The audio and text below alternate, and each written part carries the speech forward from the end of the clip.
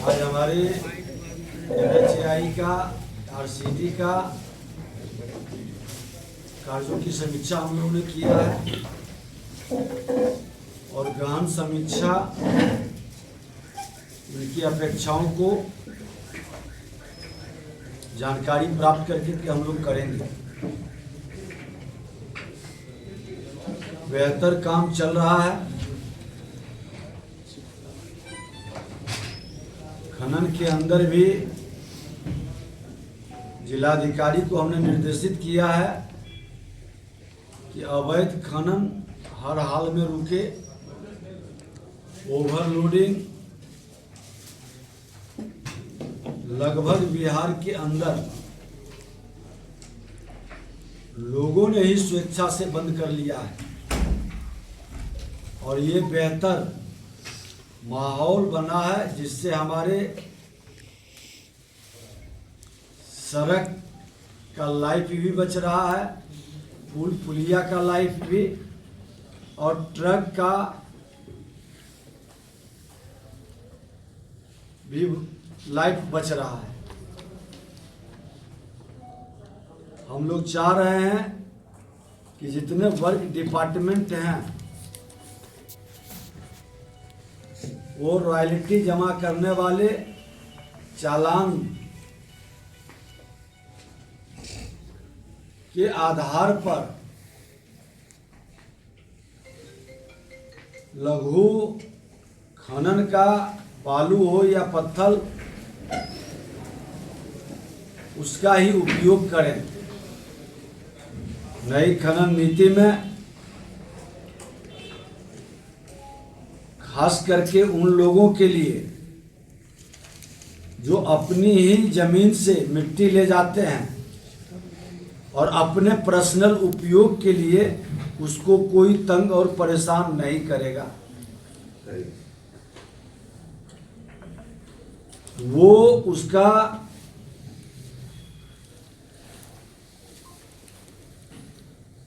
व्यापारिक मूल्य पर बेचने का उपयोग करने का काम करेंगे तो रॉयल्टी जमा करनी पड़ेगी। अपने उपयोग के लिए वो सूचना ऑनलाइन कर देंगे, कोई प्रॉब्लम नहीं है।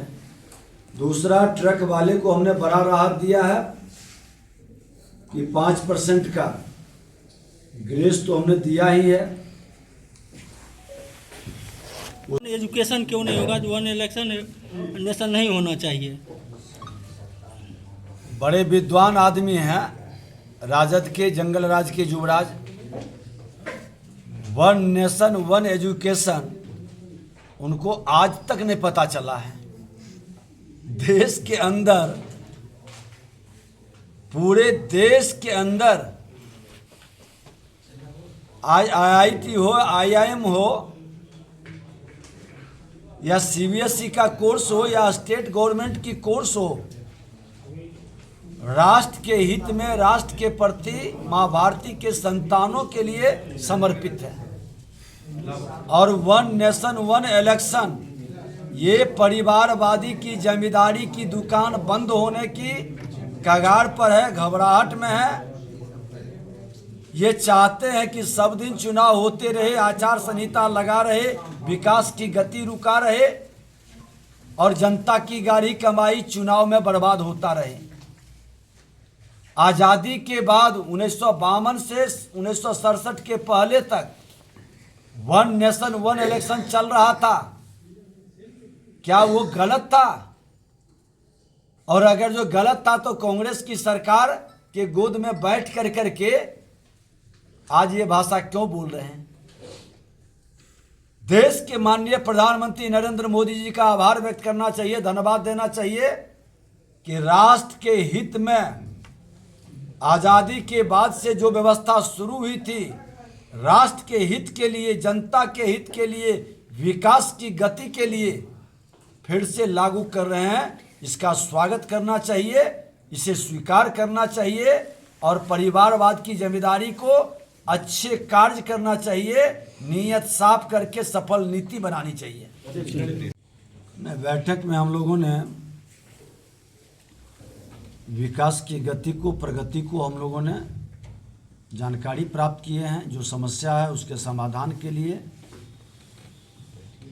सरकार और प्रशासन और विभाग के लोगों के साथ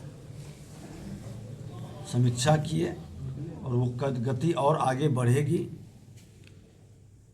पथ निर्माण विभाग का हो, NHI का हो, खनन विभाग के संदर्भ में भी निर्देशित किया गया, कला संस्कृति विभाग के संदर्भ में भी। ये सरकार गंभीरता के साथ बेहतर करने का, जनोपयोगी योजनाओं को प्राथमिकता देने का और प्रशासन की ओर से बेहतर कार्य करने के लिए निर्देशित किया गया है। आज तेजस्वी यादव ने दरभंगा में घोषणा किया है कि बिहार में सरकार में आने के बाद वह माई बहन मान योजना शुरुआत करेंगे और 1 महीने के अंदर 2500 रुपया महिलाओं को दिया जाएगा। इस पर क्या कहें? देखिए, जंगल राज के युवराज ये वादे का पिटारा लेकर हवाबाजी कर रहे हैं।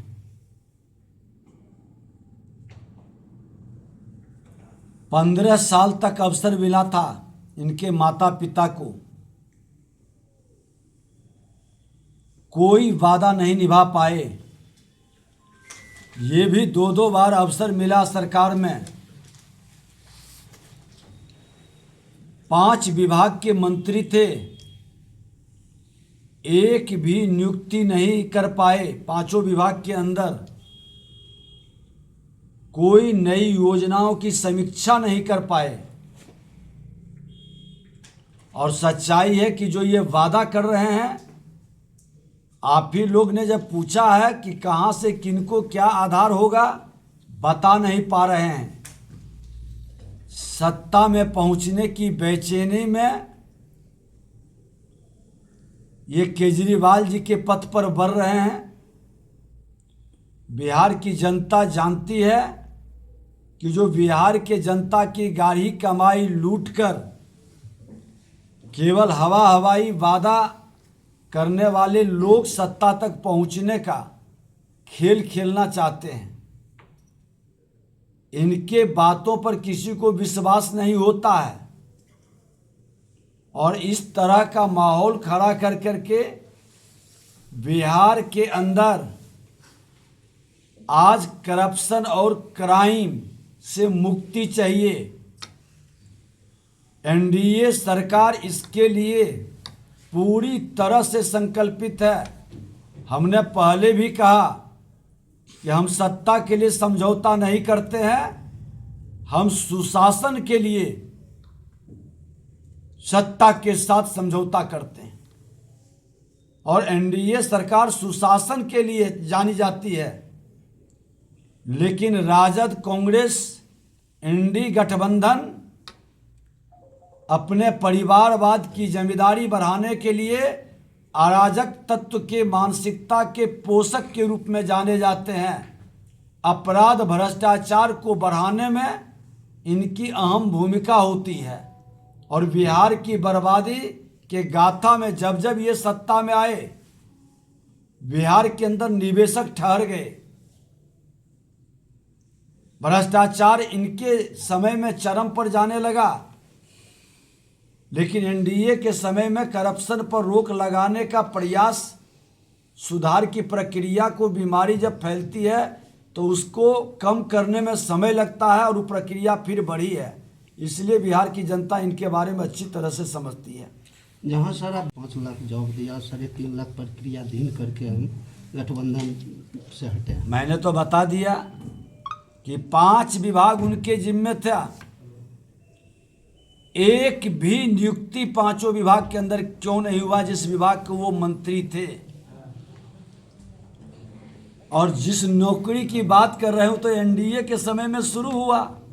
बिहार के माननीय मुख्यमंत्री के नेतृत्व में वो प्रक्रिया आगे बढ़ी।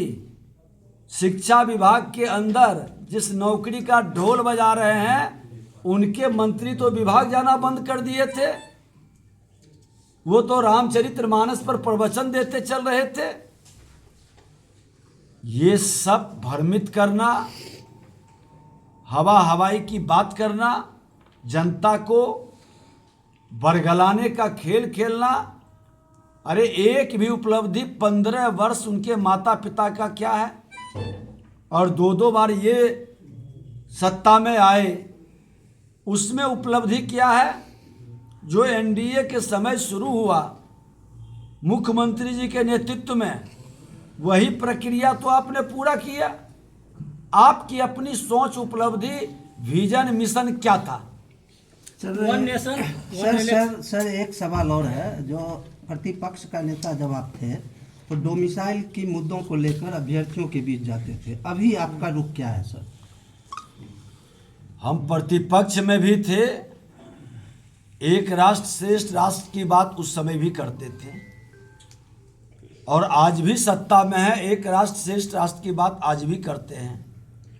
सरकार की नीति संविधान के अनुकूल वातावरण का उस समय भी समर्थक थे, आज भी समर्थक है। बीपीएससी परीक्षा प्रश्न पत्र लीक को लेकर छात्र हंगामा करे, वहाँ के डीएम ने एक छात्र को थप्पड़ भी मारा था, इसको किस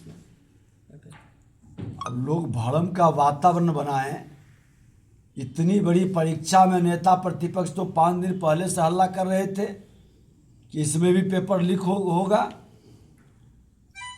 कहीं से जानकारी तो हम लोगों को नहीं मिला है कि पेपर लीक हुआ है।